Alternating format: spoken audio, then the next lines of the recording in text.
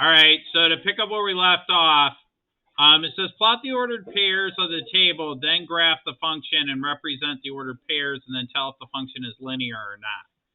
So I don't know if you guys have picked up on this, but all of our linear equations / linear functions look like what? If I were to say to you, tell me an equation for a linear function, you would say? Y equals X. Close.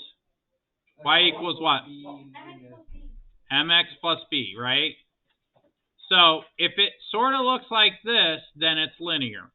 So a linear function can be written in the form. In other words, if you see something that looks like mx plus b, then it's probably linear.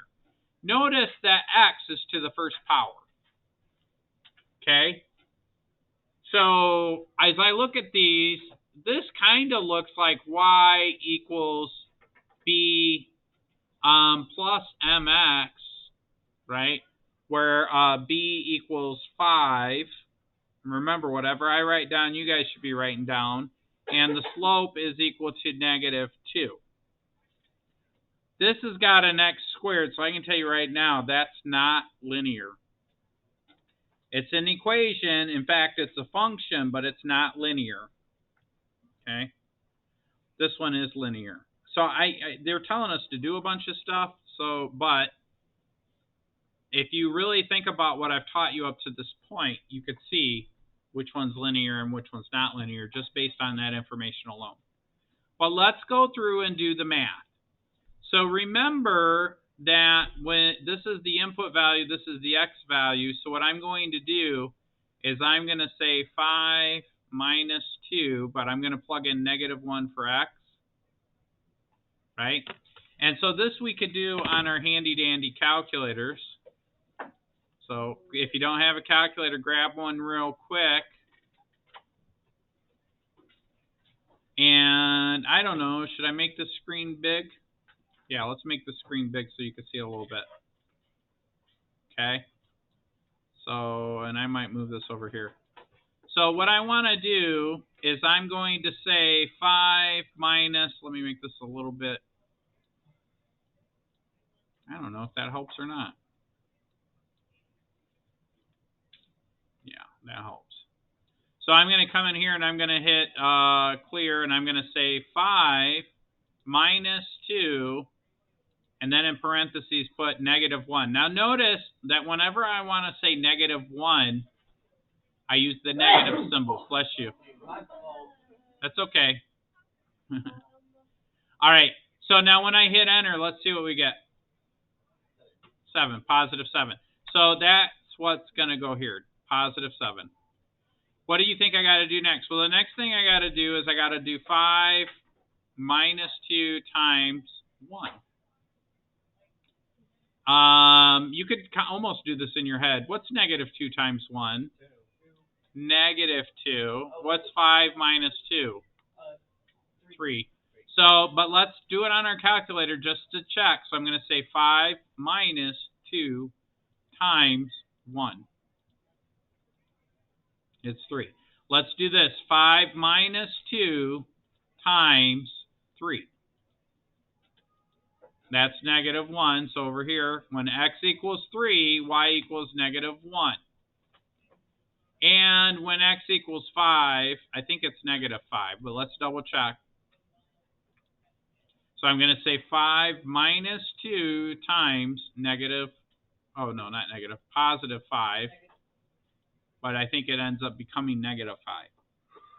So these are points on the line. In other words, we're going to graph these points. I'm going to graph the point -1, 7. So I'm going to go over -1 from the origin. I'm going to go 1 unit in the negative direction, the negative x direction, right? So think of it like this. This is -1, 7. The x, y. From the origin, I'm going to go 1 in the negative x direction and then go up in the y direction 7 spots. This is the point, -1, 7. I want you, whatever I write down, I want you guys to write down. The next point I'm going to graph is 1, 3. So from the origin, I go in the positive x direction 1 unit, and then I'm going to go up 3. That's the 0.1 comma 3. The next one I'm going to do is 3 comma negative 1. So I'm going to go over 3 in the x direction, but remember going down is negative in the y direction. So I'm going to go over 3 down 1. Okay? And then the next one was 5 comma negative 5. So I'm going to go over 5 and then down 5, which is right here. And so to graph this, you're going to basically connect the dots. And hopefully your dots are better than, or not your dots, but your line is better than my line. It's very difficult to draw a straight line with this tablet. Okay? So it kind of looks like this. It's a straight line, it's linear, but I said that at the beginning, right? Okay. So now let's do the next one. Same thing, except I'm going to say 2 minus, in parentheses, negative 2 squared. Now, you don't need a calculator to do this. You can do this by hand.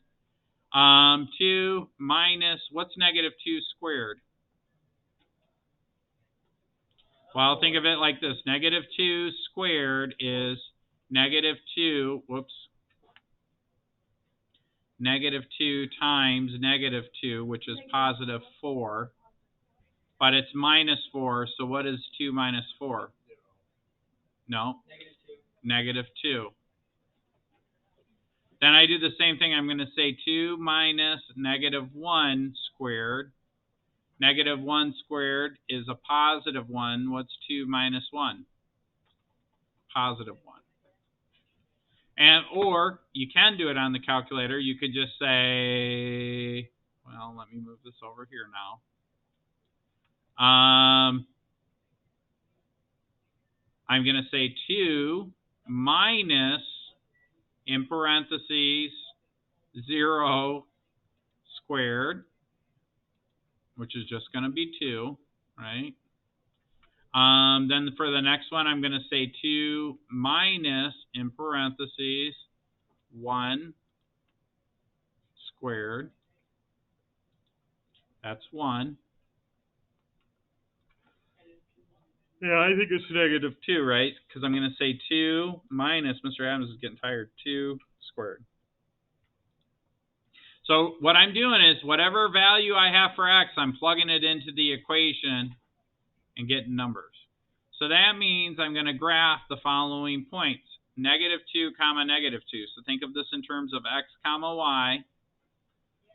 And we're saying x maps to y. In other words, when x is my input of negative 2, I get negative 2 as an output. When I use an input of negative 1, my output is 1, right? Remember, a function is a machine, and then 0, 2, and all that stuff. So I'm just going to graph these. Negative 2, 2, that goes right here. Then negative 1, 1 goes here. Then 0, 2, negative 1, 1, 0, 2. Then 1 comma 1, then 2 comma negative 2.